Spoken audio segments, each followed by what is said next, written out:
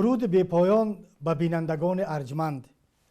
ز کوی یار می آید نسیمی باد نوروزی. از این باد اگر مدد خواهی چراغی دل برافروزی. بینندگان عزیز، شروع میکنیم به برنامه دوم بامداد نوروزی.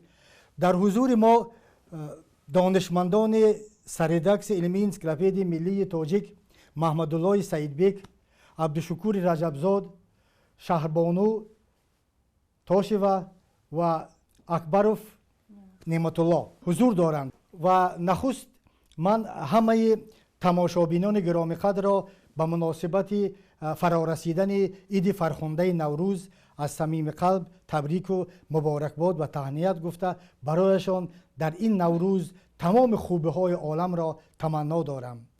طوری که در برنامه اول نیز ذکر کرده بودیم، ما همراه دانشمندان سردکس علمی انسیکلوپدی ملی تاجیک برخی از موضوعهای مربوط به نوروز را که پهلوهای ناروشن داشتند برای بینندگان عزیز ابراز داشته بودیم و اکنون باز به قسمت دوم برنامه میگذاریم و از استادان گرامی خواهش میکنیم که درباره دیگر پهلوهای نوروز که امروز برای بینندگان عزیز خیلی جالب و دیدنی‌اند معلومات بدهیم. نوروز اگر تجسمگر و یا نماد اساسی صحتمندی باشد، پس هر کاری که در نوروز، هر حکمتی که در نوروز است و هر کاری که در نوروز انجام میپذیرد همگی قریب به خاطر صحتمندی و سلامتی انسان است. این شروع می شود از تمام رمزها، از تمام اون عرف و عادتها، از تمام اون عنعنات نوروزی که شروع می شود از خانه تکانی، از جویبار تازه کنی، از لباس نو پوشی، از خوراکپزی و تا آخرین بازی های ورزشی که در نوروز اونها اجرا کرده می شوند.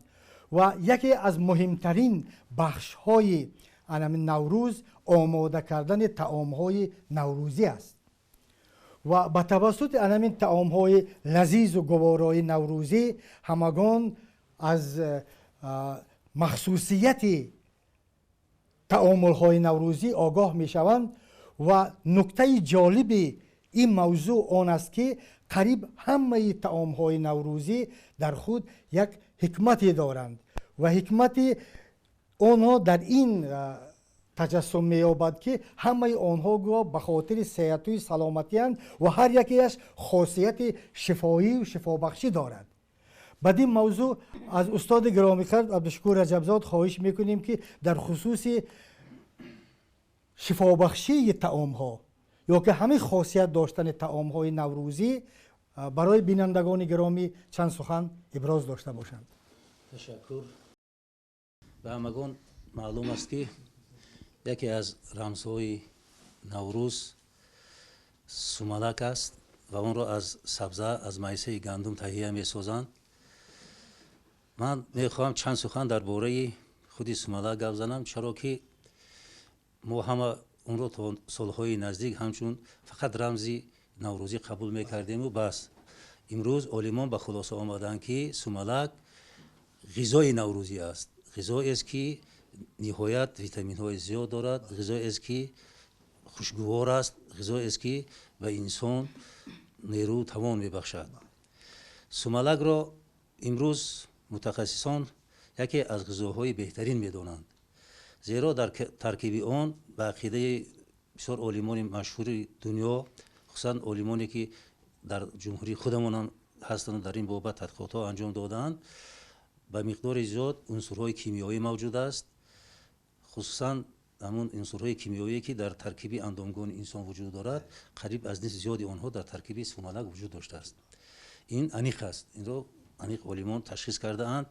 و چیزی دیگری که عالمان به خلاصه آمدند، سومالک من در نظر دارم سومالکی که تیار کردند و همچون غذا است و استعمال میکنند، بعد از فصل زمستان برآمدن انسان که متاسفانه قسم زیادی همین نیروی توان خود را در این فصل از دست میدهند، گم میکنند. سومنک همچون غذای نیروبخش برای آنها تاثیر میرساند. غذای نیروبخش است. بله. غیر از این اولیمان به عقیده آمدند که سومنک مسئولیتی اندامگان انسان رو خیلی هم بلند میکرده است. مسئولیت یعنی اینجا به معنی ایمونیته است، چون که امروز هر یک بیماری که در جسم ما سر میزند از نارسایی ایمونیته میدونیم یا از کمبود ایمونیته میدونیم و این اساس علمی هم دارد. بسیار عالمان باز به خلاصه آمدند که همین غذای نوروزی یعنی همین سومنک در ترکیب خود باز عنصرهایی را داشته است که برای پیشگیری بسیار بیماری ها یک مقامی ارزنده را میبازیده است. مثلا میگویند که سومنک برای رفع سنگ تلخدان مفید است. سومنک برای پیشگیری دیابت قندی مفید بوده است. چرا؟ هرچند که اون شیرین هم باشد فرض کردیم در ترکیبش از گلوکوز مثال بر این ماده ها زیاد باشند هم و قندی هم بیماری قند رو در ارگانیسم ما فرو می نشونده است. یعنی همون اثری خیلی نامطلوبی که بر ارگانیسم انسان میرساند همون رو رفع می ساخته است.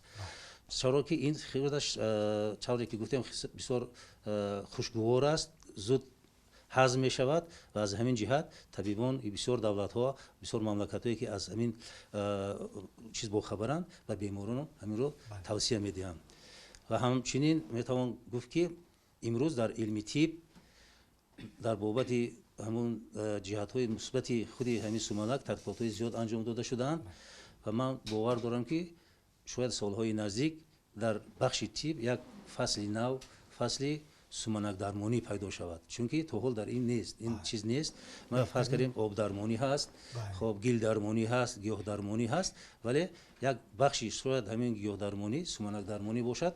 چرا که امروز با عقیده عالمان سومنک رو همین خیلی توصیه میدهند همچون دوا و حتی گفت در ادبیات طبی من خوردم که مدت معالجه با سومنک رو 1.5-2 ماه تعیین کردن در یک سال. یعنی همین اگر سومنک درمانی گوییم باید از 1.5 تا 2 ماه دوام کند. این در یک سال در یک سال همین خیلی باشد، چون که من دیگر داروها هم فرض کردیم یک دوری معالجه دارند.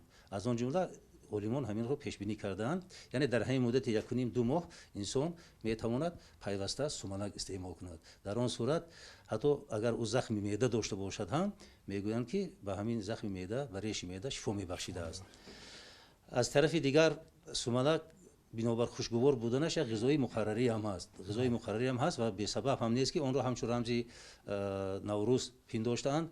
چرا که وقتی که ما از زمستان طولانی، شاید من زمستان خودم رو در نظر ندارم و در بعضی محلات زمستان‌هایی هستند که مثال بله خیلی طولانی اند و در حقیقت انسان از اون زمستان بسیار با یک جسم افگار بیرون می شود.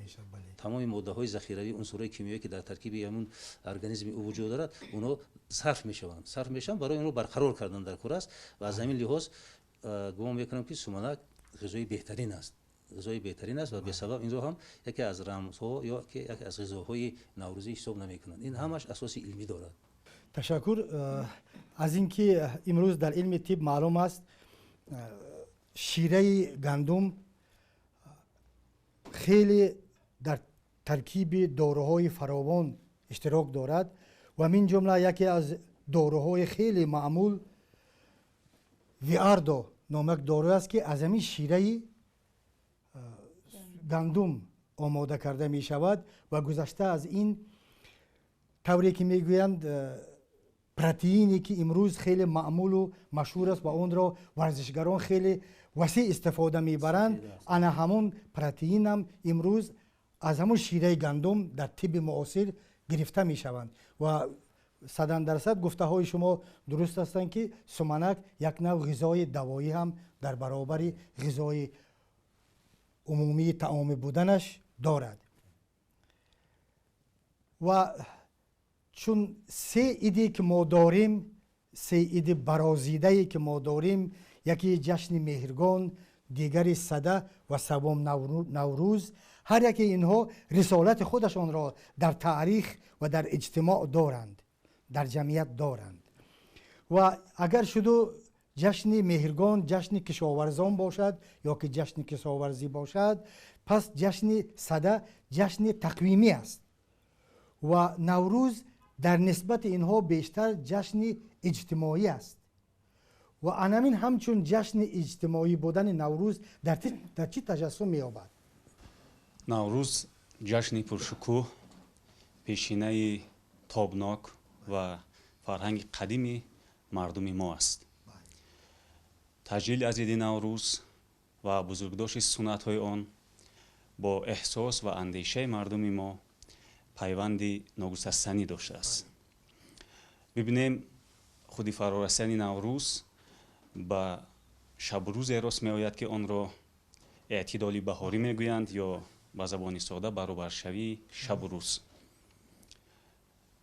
агар ба таърих назар кунем, бисёр қавмҳои дунё, миллатҳои дунё идҳое доранд ки як нав мабнӣ бар тақвими онҳо будааст ва бисёр ҷашнҳое дар ҷаҳони имрӯз ҳам маъмул ҳастанд ки ба санаи хос, ба фасли хос ва умуман ба тақвим дахл доранд. аммо наврӯз чӣ фалсафа ва ҳикмате дар худ ғунҷонидааст? наврӯз ки дар айёми эътидоли баҳорӣ фаро мерасад, намоде аз фалсафа ва фарҳанги эътидолпазирӣ ва таҳаммулпазирӣ ва арзишқоил шудан ба баробарии мардуми мо будааст. яъне ин ҷашн ба мо мегӯяд ки дар фарҳанги мардуми мо як нав эҳтиром қоил шудан ба баробарӣ решаи таърихӣ ва қадим дорад. ва аммо ин ҷашн дар баробари он ки як фалсафа ва ҳикмати бузург дорад, ҷанбаҳои иҷтимоӣ ҳам доштааст. чун наврӯз оғози сол аст, ба гунае мардумони мо аз қадим дар ин шабу рӯз соли нави худро оғоз мекарданд ва як нав аз як соли гузашта аз сардиҳои давомдор натиҷагирӣ мешуд ва кори худро ба гунаи оғоз мебахшиданд барои як соли мин баъд. агарчи бештар ба ҷанбаи кишоварзии ин ҷашн ишораҳо мешавад ки дар ин ҷашн умуман зиндашавии табиат аст, вале ба ҳар гуна ин ҷашн ба мо қисса мекунад ки инсонҳо бо замин, бо табиат хешовандӣ доштаанд аз қадим. наврӯз худ як нав баёнгари хешовандии инсонҳо бо табиат аст. ва аммо дар ин рӯз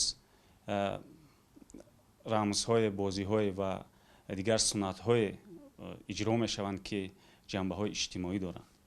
ба гунаи мисол, мардум барои шодиву фараҳ, барои болидарӯҳии худ ҳар гуна ҳунарҳои размӣ аз қабили куштигирӣ, яъне куштии миллии мардуми мо баргузор мекарданд ва дар он мардумони зиёд ҷамъ мешуданд ва паҳлавони ҳамон диёр, ҳамон минтақа шинохта мешуд. ҳамчунин бозиҳои дигари шавқоваре аз қабили дорбозӣ, шаъбадабозӣ дар маҳалҳои гуногун, дар замонҳои гуногун баргузор мешуд. наврӯз на фақат нав шудани рӯз аст, на фақат дигаргун шудани табиат аст, балки дигаргун шудани андешаҳо ҳам аст. чун вақте ки зеҳнҳо тоза мешаванд, дар зеҳнҳо гули ишқу меҳру зиндагӣ кошта мешавад, дигар дар он ҷо алафи ҳарз намерӯяд. биноан ман фикр мекунам ки ҳар наврӯз бояд барои инсонҳо ҳам аз нигоҳи зеҳнӣ ва аз нигоҳи андеша ҳам як иди созанда бошад, як иди зинда шудан бошад. ва чунин ҳам ҳаст. бисёр ифтихорбарангез аст, ҷои ифтихор дорад ки хостгоҳи наврӯз сарзамини мо будааст, сарзамини бостонии мо будааст. агарчи чанд соли охир наврӯз мин ҳайси як ҷашни байналмилалӣ ва ҳамчун мероси ғайрималмус ё мероси ғайримоддии башарият дар тамоми дунё ҷашн гирифта мешавад, аммо бисёр ҷои ифтихор дорад ки маҳз пешинёни мо ба ин ҷашн асос гузоштанд ва хостгоҳи наврӯз сарзамини бостонии тоҷикон будааст. ташаккури биандоза. тавре ки маълум аст, ҳоло наврӯз аз доираи то андозаи маҳдудиятҳои хиш берун омадаву ба як системи умумидунявӣ гӯё ки пайваст ва имрӯз наврӯз умумиҷаҳонӣ шуд ва ин албатта дар навбати аввал вобаста буд به همون سیر تاریخی و جغرافیایی خود نهاد نوروز. و ما از شهربانو خواهش میکنیم که در خصوص همین سیر تاریخی نوروز یا که سیر جغرافیایی نوروز، گسترش جغرافیایی نوروز، که امروز نوروز بغیر تاجیکستان و ایران و افغانستان، یعنی که جایهایی که مکانهایی که مردم آریای تبار زندگی میکنند، باز در کدام کشورهای دنیا تجلیل کرده می شود. تشکر. چطوری که اینجا قید نمودن، نوروز تاریخ قدیمی دارد، یعنی از قدیمترین جشنهای مردمی آریا تبارو از جمله تاجیکان می باشد. وطن اساسی نوروز ماورانهر خراسان، اما من بعد وی در عراق، عربستان، چین، هندوستان نیز تجلیل کرده می شود.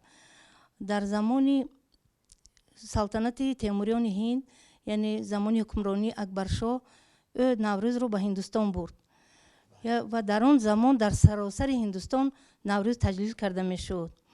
این چنین نوروز یک جشن سازنده و صلح آفر است و ترغیبگری دوستی و رفاقت می باشد. همین خصوصیت هایش رو با اینابت گرفته سازمان ملل متحد سال 2010 در اجلاس 64 اسامبله گنرالی با قرار خود روز 21 مارس را روز بین المللی نوروز اعلان نمود. از این رو حالا در یک کشورهای دنیا، در چندین کشورهای دنیا، در اون جایی که همین آریا تباری ها، تاجیک ها مسکون شدن، جشن نوروز تجلیل کرده می شود.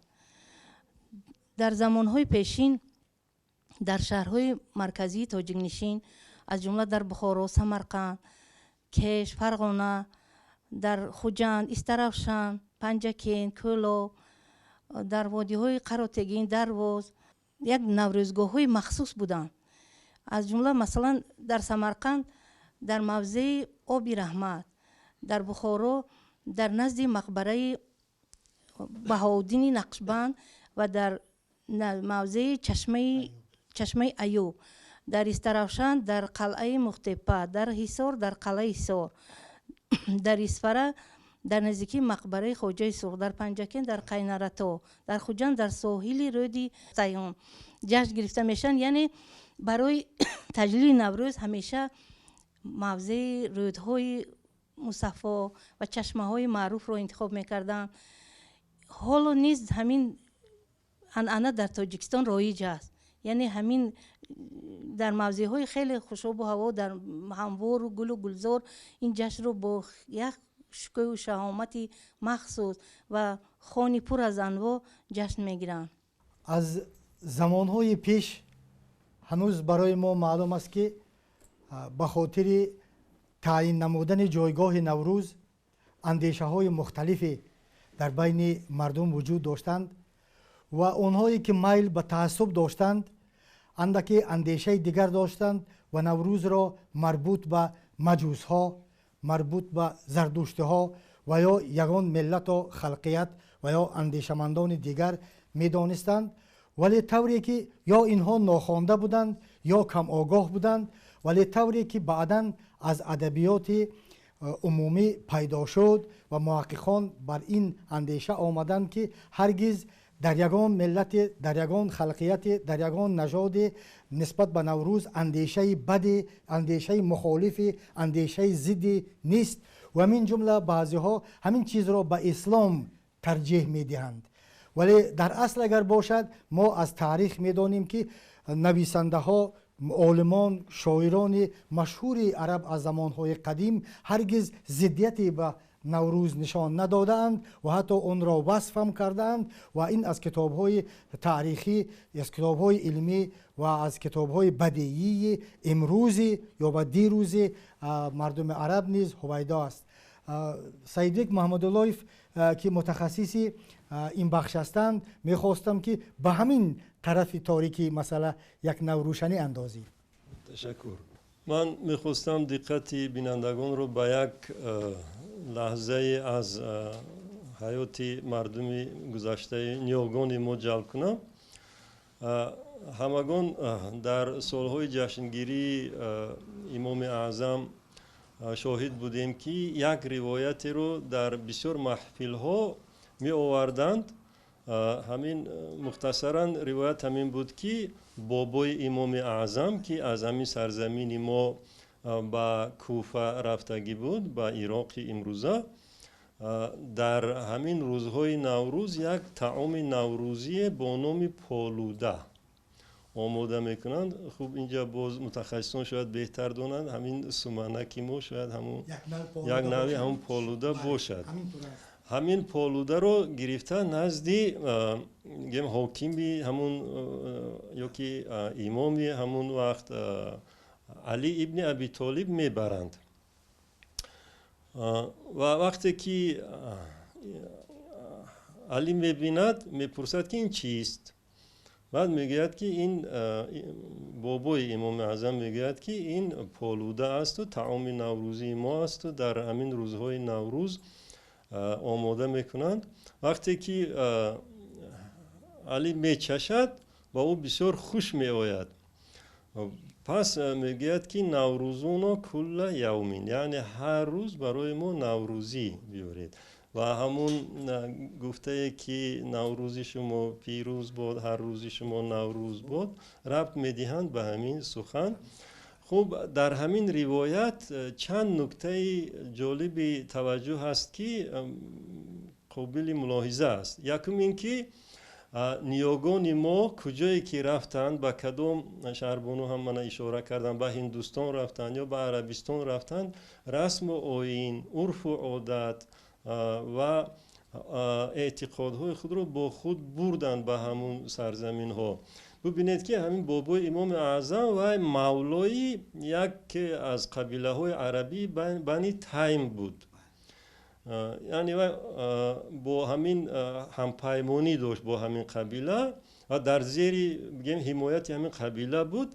لیکن وای با وجود همین همپیمان بودن با یک قبیله عربی، عرف و عادتهای خودش رو نگاه داشته همونجا برد و با مردم عرب معرفی کرد که مردم ما همین خیلی یک سنت دارد، یک رسم و آیین دارد، یک عنعنه دارد و این سنتی و این عنعنه مردم ما به عرب ها از جمله به سرداران عرب خیلی خوش هم آمد.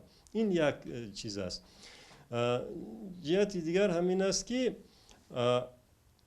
عرب ها که از همین چیز آگاه نبودند، به همین واسطه با این رسم و تعامل مردم ما آگاه شدند و همین چیز در سرزمین آنها من بعد گسترش هم یافت.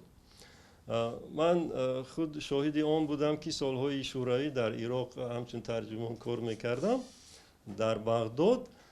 در صحیفه های مطبوعاتی همونجا همین روزهای نوروز رو انعکاس میکردند، در وسایل اخبار اطلاعات عامه هم و ربط میدادند به جشنی مردمی فارس تبارو از جمله مردمی کردها، چون که در عراق یک ولایت کردستان که بود و در تلویزیون همون عراق بغداد نمایش میدادند من همین جشنگیری نوروز رو در عراق، اساساً کردها با لباس ملی، بعد با رقص‌های همون ملی و بعد با نمایش میدادن خیلی و حتی روزهای استراحت هم اعلان شدگی بود در همین عراق، همین روزهای نوروز. و همچنین لیکن یک چیزی دیگر است که همون در یادم هم مونده است که همین واژه یک تابشی تلفظی دیگر داشت، همچون نیروز تلفظ میکردند و همچون نیروز هم می نوشتند. بعد من توجه کردم در لغت‌های من هم عربی هم در فرهنگ‌های عربی هم نوروز در همین شکل نوشته شده است. شاید که این یکم و تاریخی هم داشته باشد. البته عادتا نوروز رو ربط میدن با کلمه نیکروز، میگن که این از کلمه نیکروز گرفته شده است، کلمه قدیمی. این البته یک اتیمولوژی است، یعنی با میتواند که این واریانت هم باشد که شاید از نیروز چونکه کلمه همین نو در زبان‌های هند اروپایی در شکل نیو، مثلا من در انگلیسی نیو میگویند. همین شاید که این واریانت هم بوده است در وقتش، یعنی در شکل نیروز هم در همون وقت پنج شدگی بوده است. و من همین چیز از اون گواهی میدهد که نیوگان ما از زمانهای قدیم در هنگامی که به یکم کشورها رفتند یا موقتا یا که در اونجا رحل اقامت گزیدند و اختیار کردند سکونت دائمی را، همین عنعنه های خودشون رو نه تنها نگاه داشتند بلکه با برای مردم همون سرزمین از جمله به مردم سرزمین عرب هم نمایش دادند، معرفی کردند و با همین واسطه همین جشن ما در دیگر دولت ها هم گسترش یافت، دامنه پهن وسیع پهن شد و این باعث سرافرازی ما است که ما نیاگان همین گذشتگان بر ما هم واجب است که همین جشن خود را هر کجا که رفتیم با خود ببریم، با خود به مردم می دنیا معرفی کنیم. تشکر.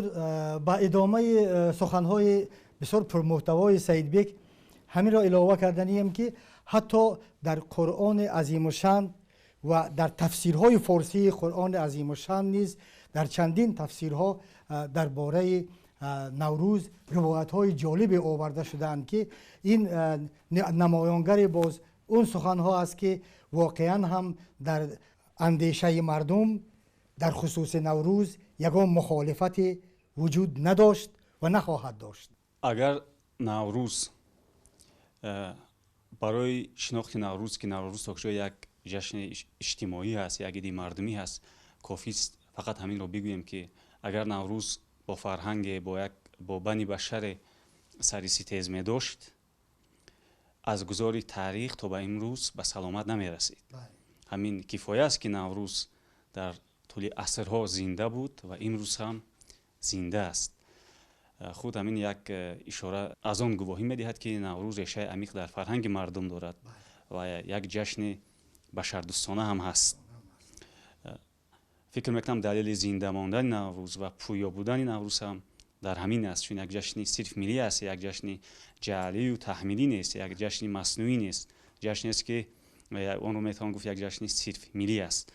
و امروز شونه که معلم عزیز هم اشاره کردند به تمام جهان گسترده شد این جشن و از شبکه‌های اجتماعی ما میبینیم که حتی در قاره امریکا، در ایالات متحده آمریکا هم، در ایالات متحده آمریکا هم تجلیل می شود و البته و در اونجا با نام پشن پرد، یعنی یک با زبان ساده با نام پرد فارسی یا این که کرنوالی فارسی با همین نام هم که باشد، تمامی ملت های ایرانی تبار از آن جمله تاجیکان، ایرانیان، افغانها، کردها، آذریها در آن روز با همون نمادها با رمزهای نوروزی گشت و گذار میکنند، از خیابانهای مرکزی همون شهرهای امریکا میگذرند و تمام ملت‌های دنیا این جشن میبینند و بخشنده قبول میکنند.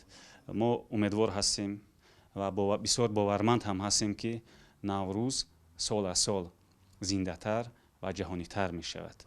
در فصل نوروز امید ما این است که همه انسان ها برابر با طبیعت، با آفتاب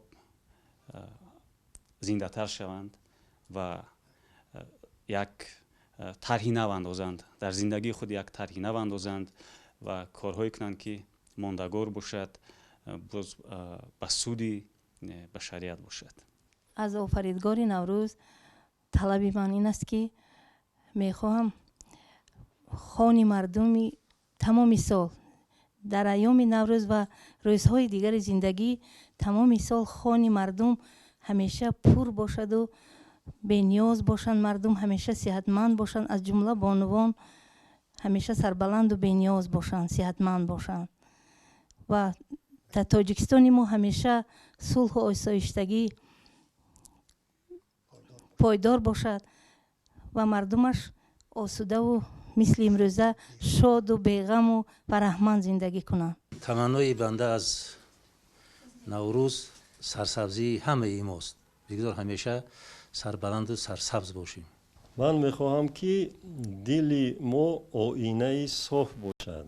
اگر زنگار گرفته باشد کدام دل یا اینکه غبار آلود شده باشد، میخواهم که در نوروز همین زنگارها شسته شوند و همین غبارها تازه شود تا اینکه دل جلو دهد و در این دل پاک جلوگاهی یار شود. تشکر. نوروز امسال فال نیک دارد، زیرا امسال در عرفه نوروز، در بامداد نوروز، دو خلق، دو ملت به هم آمدند و فکر میکنم که این دوستی، این به هم آیی دو ملت بری خوب خواهد داد و من از خداوند متعال امید و آرزو دارم که ای خداوند زمین و آسمان تا به نوروزی دیگر ما را رسان. اینجا رسیدیم به فرجام برنامه بامداد نوروز. از همه اشتراکداران این برنامه اظهار تشکر می کنم.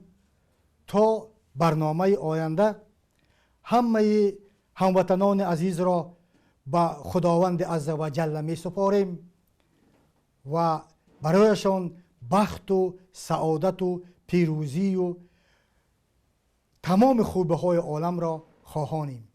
نوروزتان مبارک باد هموطنان عزیز.